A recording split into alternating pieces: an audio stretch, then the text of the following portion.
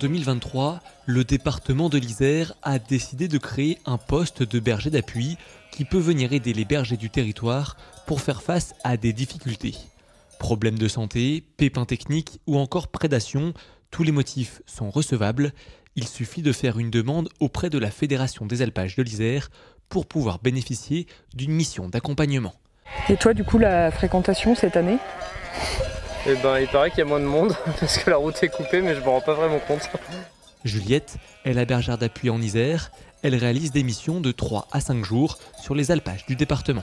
C'est une mission qui est autant auprès des humains que des animaux. C'est-à-dire qu'on a la mission technique, s'occuper, prendre soin des animaux comme les bergers salariés, prendre soin d'un alpage, prendre soin d'un milieu et prendre soin d'un troupeau.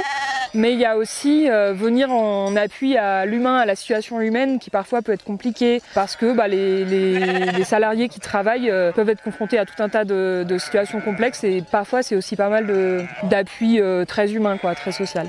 Berger au col du Coq, dans le massif de la Chartreuse, Julien n'a pas encore ressenti le besoin de faire appel au service de la bergère d'appui, mais il reconnaît l'utilité de cette fonction.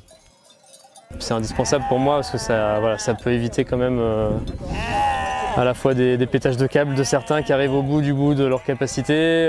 Il y a aussi des accidents où les éleveurs se retrouvent sans personne là-haut.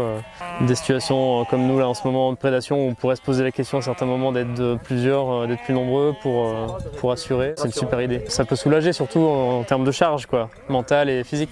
Dans cet alpage, 3 troupeaux d'agneaux et de brebis sont venus paître tout l'été.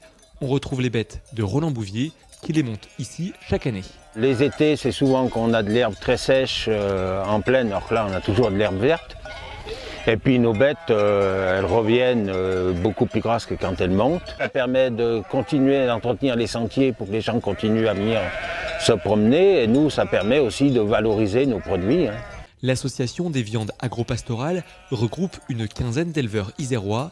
Le but, valoriser une viande unique avec des agneaux qui ont été élevés et sevrés naturellement avec leur mère en alpage. Il n'y a aucun complément qui est donné aux agneaux, c'est que des agneaux qui sont nourris au lait de la mère et à l'herbe.